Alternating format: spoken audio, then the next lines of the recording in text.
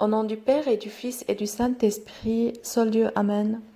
Beaucoup de jeunes posent des questions de nos jours concernant une problématique épineuse et urgente, à savoir l'athéisme.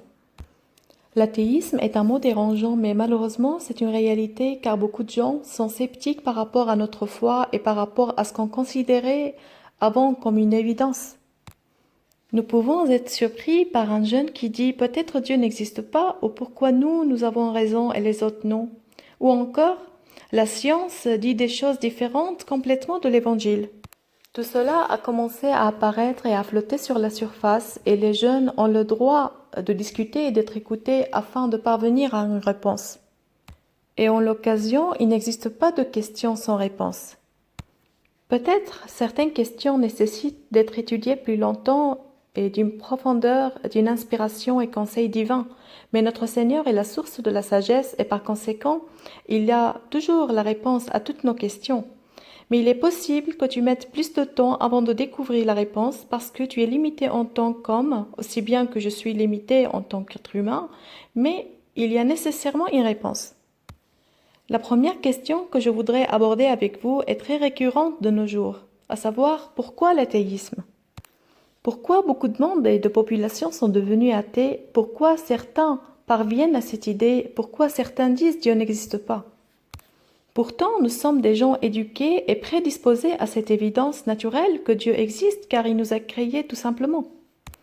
Car de la même façon que tout appareil existe car quelqu'un l'a fabriqué, ce livre existe car il y a derrière un auteur et donc évidemment quelqu'un a créé cet univers. Cependant, ces évidences simples n'apaisent plus tout le monde. Donc la question qui va nous occuper, c'est pourquoi l'athéisme et quelles en sont les causes, et on va diviser ces causes en deux parties. Les causes que prétendent les athées qui disent que Dieu n'existe pas ou que les religions en somme sont des inventions de l'homme et qu'il faut se passer de cette vieille mode qui s'appelle la religion et aller vers la science et le progrès. Ces gens-là, quelles sont les raisons qui prétendent et prennent pour prétexte pour dénier l'existence de Dieu et quelles sont les réelles motivations, les réelles raisons qui sont derrière l'athéisme? Et donc, nous avons des raisons explicites apparentes qu'on peut nommer des prétentions et il y a également des raisons implicites ou qu'on peut nommer les vraies raisons. Commençons d'abord par les raisons explicites. La première raison apparente est que ceux qui croient à la science, parfois ils trouvent une forte contradiction entre la science et certaines données spirituelles. Par exemple, ceux qui sont pour la science n'aiment pas l'idée du miracle. Pour eux, tout doit suivre une succession logique. Or, le miracle est une sortie du naturel. C'est pourquoi c'est un dépassement. Et ils ont une crise avec l'idée du miracle. Bien sûr, pour nous les croyants, le miracle est très logique tant qu'il y a un vrai Dieu qui a créé cet ordre et qui est capable d'intervenir, de tout changer dans l'objectif qui correspond à sa propre volonté. Et donc, un concepteur qui crée une application et qui à un moment donné ne sert plus son objectif, il peut le modifier, il peut intervenir, le changer selon ses objectifs. Et donc, selon notre foi, notre Seigneur, à lui revient toute gloire, à tout créer et il peut intervenir à n'importe quel moment pour notre intérêt. Et c'est cette intervention divine surnaturelle que nous appelons un miracle. Pour les scientifiques et les sages, à leurs propres yeux, le Seigneur est intangible et il n'entre pas facilement dans leur cerveau. La parole dit que ces ordres sont loin d'être examinés. Et tu as caché ceci aux sages et aux savants, car malheureusement, la première raison prétendue par les athées, c'est que les religions se contredisent avec la science et que la vérité et l'idée de l'existence de Dieu se contredisent avec la connaissance.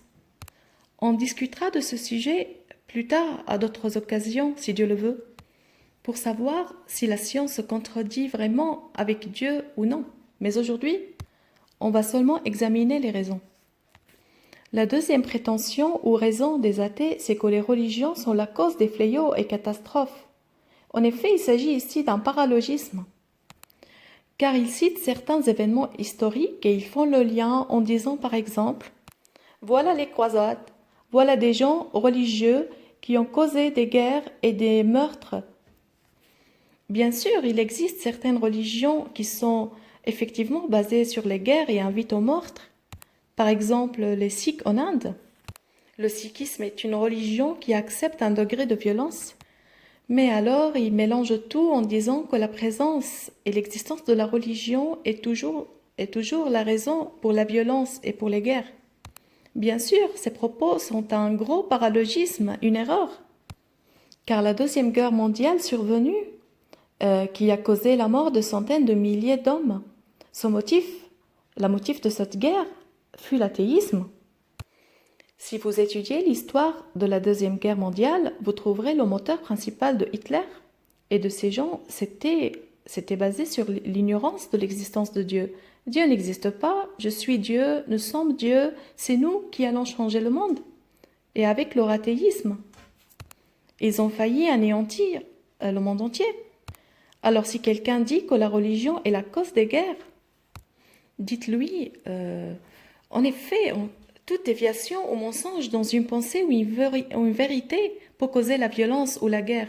Et la vérité originelle, c'est quoi? Notre vraie profession de foi nous annonce que Dieu est notre bienfaiteur et qu'il est tout amour. Dieu est artisan de paix et roi de la paix. Et donc, la guerre et l'invention de l'homme, elle provient d'une réflexion humaine, d'une intervention humaine. Mais selon notre foi chrétienne, Dieu est complètement loin de ce sens. C'est la liberté humaine qui a conduit à cette direction. Et elle l'a projetée sur la religion pour s'innocenter. Mais en vérité, avec ou sans religion, l'homme invente le mal. Mais la vérité est innocente de ce mal. Et la vérité est innocente de la violence et de la guerre. Une autre raison est soutenue par les athées, à savoir, la religion et les questions de la foi sont source de retardement et d'arriération. Car si vous regardez sur la carte démographique du monde, vous allez remarquer que l'athéisme se répand dans les sociétés les plus civilisées. Mais nous, selon notre foi en tant que croyants, nous voyons que le diable les a convaincus, que ces gens arriérés du tiers-monde sont ceux qui s'attachent encore à la religion. Et par contre, les gens libérés et civilisés, pour eux, c'est une vieille mode. Et ainsi, ils considèrent la Sainte Bible comme un vieux livre. Personne ne doit le lire. Ce n'est qu'une tradition. C'est la manière dont ils pensent, et de cette façon, ils traitent avec toutes les questions de la foi en disant qu'il n'y a que les gens retardés et démodés qui y pensent. Bien sûr, c'est de l'invention du mal, et ce sont des prétentions qui vont jusqu'à moquer et ricaner tout ce qui est religieux avec la fierté de ne pas avoir de foi et de dire que Dieu n'existe pas dans leur vie et moi je suis mon Dieu. Tout cela existe dans le monde de nos jours. La foi est un sujet d'arriération selon eux. Si vous abordez ces discussions avec certains de nos jeunes qui ont quitté la foi, ne soyez pas dérangés car vous aurez l'arrière-plan de leurs idées. Ils attribuent la négativité et l'oppression et l'admission de l'injustice à la foi, c'est-à-dire tout le mal vient de la religion. Bien sûr, cela ne provient pas d'une vraie foi.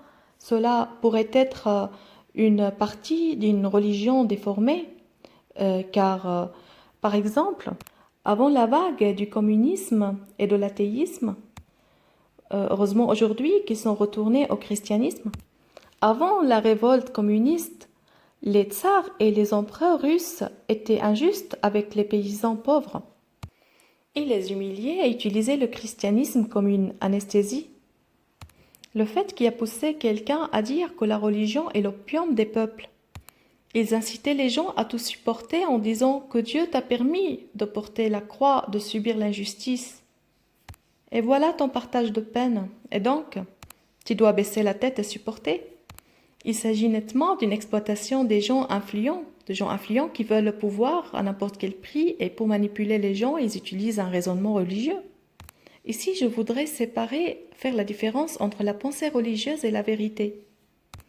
Car lorsque nous parlons de l'athéisme, on met devant nous la vérité et non seulement la religion. Ça peut s'agir d'une pensée religieuse défaillante ou erronée qui puisse être mêlée au dogme même. Mais le pur christianisme, c'est la vérité telle que la Bible l'a annoncée. Elle est complètement pure de toute cette négativité qui prône un Dieu qui bénit les injustes et console les opprimés. Non, notre Dieu est un Dieu juste et fort. Notre Dieu déteste l'injustice.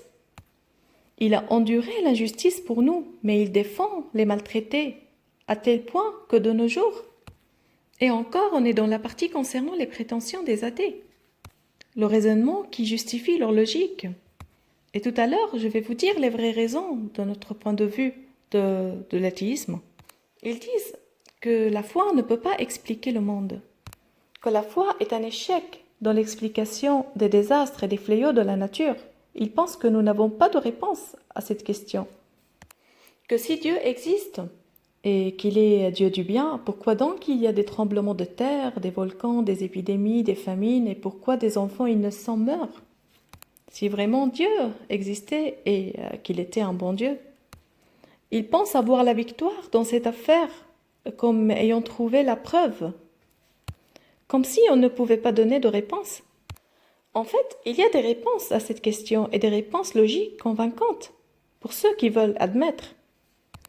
Mais c'est encore leur prétention en disant que la présence de Dieu se contrarie avec la perspective et les vérités visibles des fléaux et des désastres du monde, et donc Dieu n'existe pas. Ou bien Dieu n'est pas bon. Ils nous mettent devant deux choix. Soit Dieu n'existe pas, et l'univers va son chemin sans personne qui lui préside, soit Dieu dont vous parlez est méchant, car le mal triomphe toujours du bien en ce monde. Et l'athéisme contemporain concentre ses efforts pour s'attaquer au christianisme, plus spécifiquement. Il s'attaque à l'évangile, il considère qu'il y a beaucoup de lacunes dans la Sainte Bible. Certains parmi eux, qui n'ont jamais lu l'évangile, prennent deux phrases et vont te dire « Tu as une contradiction entre l'évangile de Matthieu et l'évangile de Marc. » Et si tu lui dis « Mais où est la contradiction ?» il ne saura pas te répondre. Et s'il te cite un verset, il ne connaît pas l'interprétation. Il retient par cœur des dires et des slogans en disant que l'évangile est falsifié, l'évangile se contredit, l'évangile a des carences. Mais est-ce que vous avez étudié l'évangile? Est-ce que vous avez effectué des recherches? Mais alors, prenez votre temps et on va vous répondre à toutes les questions. Si c'est vraiment le problème. Mais ce qu'on appelle la nouvelle critique de la Bible, ce sont des penseurs qui font des discours vains, qui ont trouvé certaines choses qui, selon leur logique et leur pensée, leur semblent contradictoires, et qu'il est facile, si nous revenons au livre des saints et des interprétations des pères de l'Église, de nous assurer de la logique et par la science que notre Bible est intacte, qu'elle est sainte, et qu'elle ne contient aucune lacune, aucune contradiction dans ses idées et que la vérité est claire et annoncée, mais pour celui qui l'accepte. Malheureusement, ceux-ci font le lien entre l'évolution des peuples et l'athéisme. Et on va vous dire, les peuples développés, ils vont vous dire que les peuples développés, lorsqu'ils ont jeté la robe de la religion et dénié la foi, mettant Dieu de côté, ils ont fait leur départ, leur essor. En vérité, ces propos, on peut facilement y répondre. Mais ces gens qui ont eu un progrès scientifique, tu peux leur dire, ils ont donc pu rallonger leur vie et ils ne meurent plus. Avaient-ils trouvé une solution pour la mort? Et si l'on vient te dire que les gens qui ont rejeté la foi sont plus heureux que les peuples qui ont encore la foi, mais tu peux leur dire, au contraire, tu verras le taux de suicide qui a évolué parmi ceux qui ont perdu la foi et les athées considérablement par rapport à d'autres peuples qui ont toujours la foi. Et est-ce que leurs problèmes de ces athées ont été résolus? Les conflits, des intérêts, les problèmes conjugaux, mais au contraire, ils se sont multipliés. Et donc, ceux qui prétendent en disant que le civilisme et la richesse et la vie paisible sont en lien avec le déni de la foi, c'est un grand mensonge. On voit le contraire, car les simples, dont certains peut-être ne savent pas lire et écrire, mènent une vie heureuse quand ils ont la foi. Et enfin, ce n'est que de petits jours sur terre que nous passons et après tout le monde va partir. Mais où vont-ils aller après leur départ? Voilà la question qu'ils ignorent constamment. Il y a de nombreuses raisons de leur point de vue pour dire « je n'ai pas besoin de Dieu, j'ai tout, je peux tout faire ». C'est avec l'orgueil humain qu'ils disent ceci. Et bien sûr, il s'agit d'une prétention erronée, car l'homme est impuissant et limité. L'homme sincère avec lui-même doit reconnaître le besoin d'une plus grande force qui le soutient dans sa vie. Une force qui comble son épuisement et qui l'enveloppe le jour où il sera tout seul, car tout être humain sait qu'il est faible. Discutons maintenant des points les plus importants, à savoir les vraies raisons derrière l'athéisme. Pourquoi l'athéisme s'est développé ces dernières décennies? Les vraies raisons derrière l'athéisme commencent avec l'annonce du droit divin. Les psaumes 14 et 53, la même partie se répète. L'ignorant dit dans son cœur, Dieu n'existe pas. Ils se sont corrompus et se sont souillés. Personne ne fait le bien, aucun. Dans notre analyse en tant que fidèles croyants, la première raison de l'athéisme se trouve dans la corruption. Et pourquoi? L'homme veut vivre et faire le mal sans être jugé et avoir la conscience tranquille même en commettant ce qui est mauvais. Or, l'existence de Dieu ne lui laisse pas cette possibilité. La présence de Dieu veut dire la présence d'une loi, d'une conscience spirituelle, d'un code moral.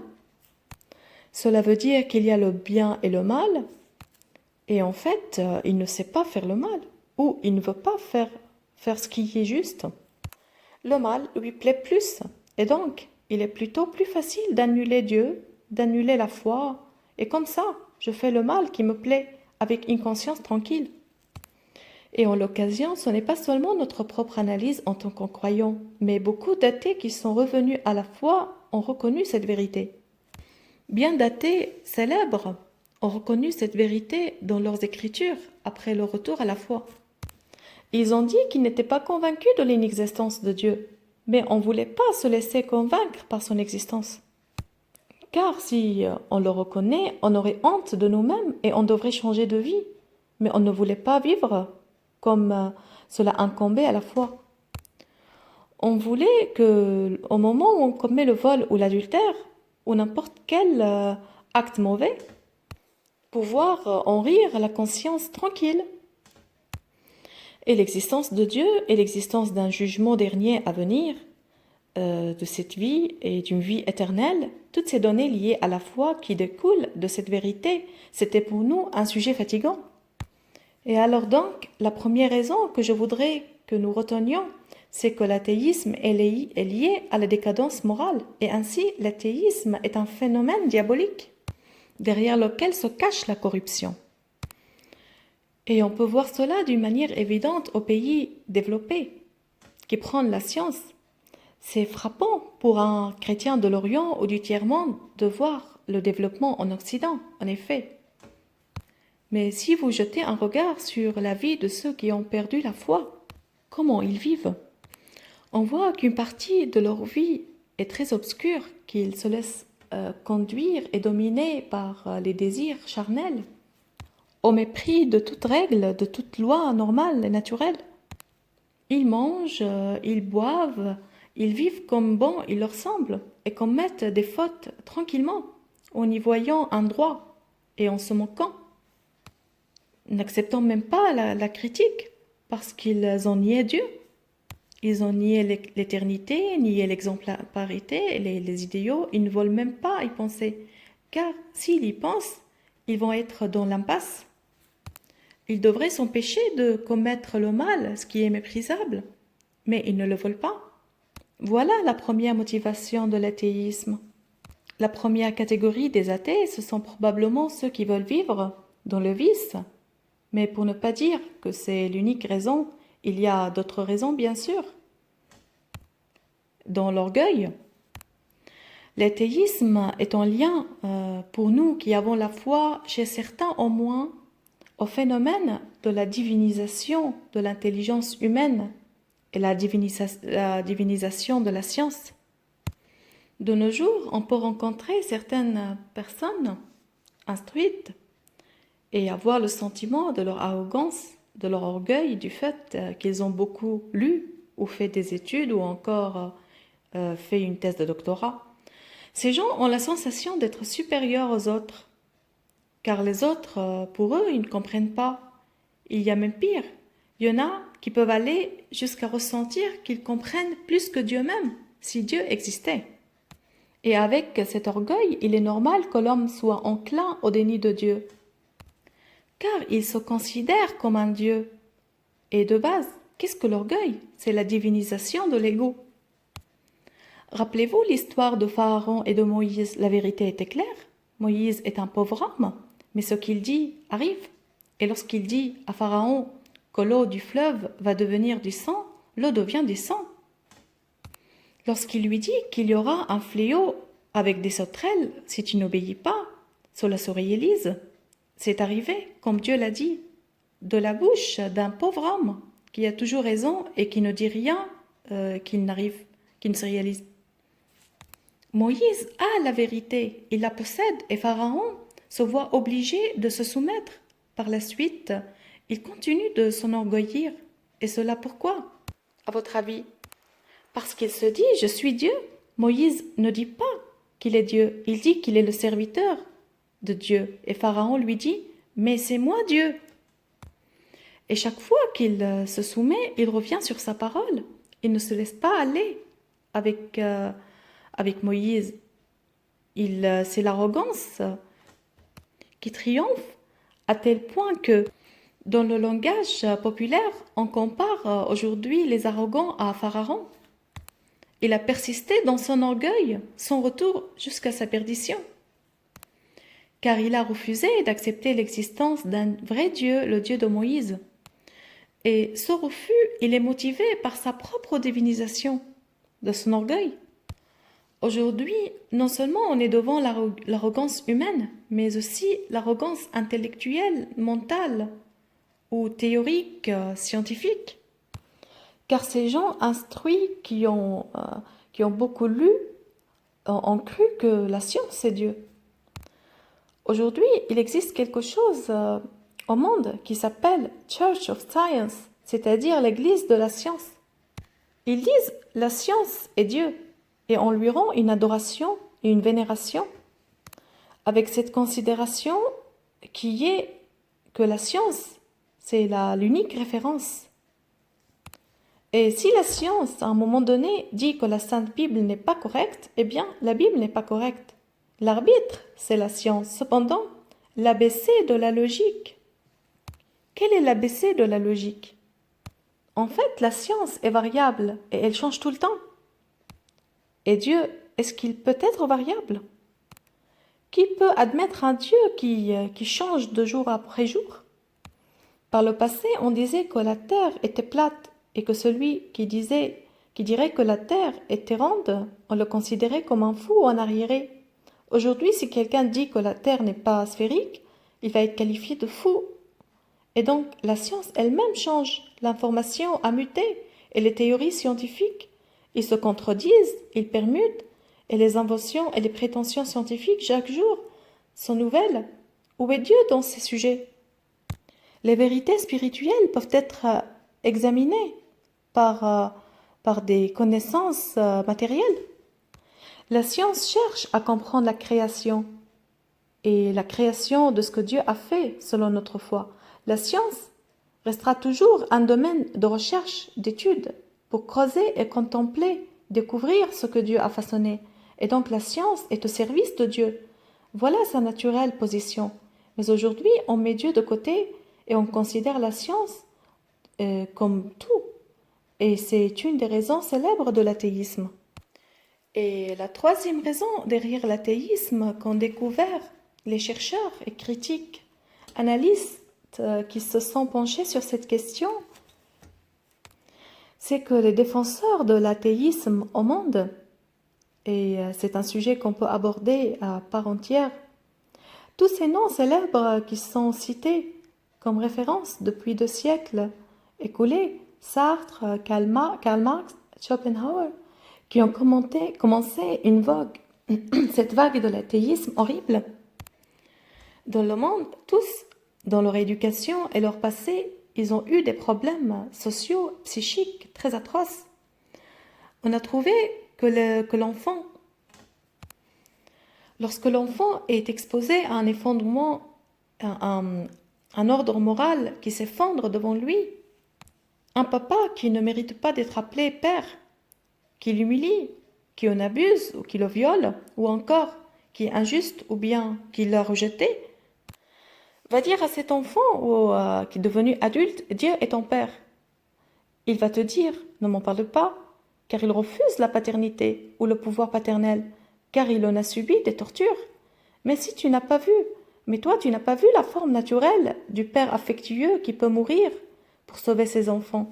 Et donc, c'est parce qu'il n'a pas été élevé dans des circonstances normales qu'il fait une projection sur Dieu. L'enfant qui a eu une mère fatigante et pervertie ou violente, il aura un refus et une colère qu'il projettera sur Dieu en grandissant. Et de là provient le déni de Dieu, car psychologiquement, il veut annuler toute autorité, toute personne qui était responsable dans sa vie. Car il n'a rien trouvé de bon dans cette responsabilité. Et donc, une famille déformée, la décomposition familiale, est une des premières causes de l'athéisme au monde. Et pourquoi ? Et presque tous, en fait, tous les professeurs de l'athéisme sont issus de familles décomposées et séparées, fragiles. Et ils ont vécu une enfance très difficile. Le fait qui les a poussés à haïr l'autorité paternelle ou maternelle. Et de là, ils ont haï, ils ont refusé l'autorité de Dieu. En tant qu'auteur de cette forme et de ce système.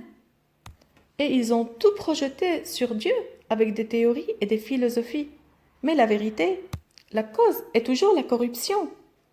Car si cet enfant était éduqué entre les mains d'un père et d'une mère qu'il aime normalement et vraiment, et qui se soucie de lui, il ne serait pas frayé un chemin pareil. Toujours faut-il rappeler qu'il s'agit ici de généralité. Tous les athéistes, tous les athées n'ont pas toutes les mêmes raisons à la fois. Certains sont motivés par la corruption, certains par l'orgueil, certains la science et d'autres par le drame de la décomposition familiale et de la corruption humaine. On ne peut pas nier qu'une autre raison ou cause de l'athéisme se trouve dans la religion pervertie ou excentrique. Si quelqu'un entre à l'église et se fait traiter avec dureté, ou bien si un prêtre ou un diacre le blesse ou l'humilie, cette personne peut en être blessée et choquée. Hélas, certains peuvent aller jusqu'à refuser et nier tout ce qui est lié à Dieu. Ils n'arrivent pas à dire que ce diacre a commis une erreur ou ce prêtre a commis une erreur, une faute. Non, mais il peut arriver à refuser complètement Dieu, représenté par ces gens qui le servent. On ne peut pas nier que nous avons un rôle en tant que chrétiens et religieux. Au lieu de pousser les gens à aimer Dieu, et on peut les guider à le haïr. Enfin, la dernière raison que je voudrais citer, c'est qu'une des raisons véritables, effectivement, de l'athéisme, c'est le rôle de la politique et de l'économie mondiale. Imaginez-vous, ceux parmi vous qui lisent beaucoup de découvertes de choses obscures de la politique, vont découvrir que la foi en général ou la religion, la religiosité et la morale chrétienne spécifiquement est contre les intérêts de beaucoup de gens. À titre d'exemple, le commerce des armes. Si tout le monde s'aime en bon chrétien, le commerce va s'arrêter. Le commerce des drogues, le commerce du sexe, le commerce des esclaves. Tous ces moteurs économiques qui font bouger le monde entier et qui dirigent l'économie mondiale et des milliards. Il est bien favorable pour ces dirigeants politiques et ces dirigeants économiques que les populations continuent à se battre, à se combattre et qu'il y ait toujours des guerres. Et encore, il est favorable qu'ils vivent de la corruption, du sexe et qu'elles tombent au piège des drogues. Et pourquoi ? c'est parce que c'est l'argent qui règne au monde. L'argent appelle au déni de Dieu et annuler tout ce qui est spirituel, à nier l'idée de la vie éternelle afin de régner sur les peuples et les pousser à accepter cette idée que Dieu n'existe pas. Vivez comme vous voulez pour que le commerce fasse ses comptes et la politique bouge. Laissons les peuples à se combattre et à s'opprimer les uns les autres avec des problèmes sans fin. Et bien sûr, car le chef du monde présent est Satan et il manipule tous ses dirigeants. Et voilà, enfin, c'était une rapide révision des raisons de l'athéisme et l'interprétation de notre foi chrétienne des causes réelles et véritables de l'athéisme dans le monde. À notre Dieu soit toute gloire, maintenant et toujours et pour les siècles des siècles. Amin. Et merci de m'avoir écouté.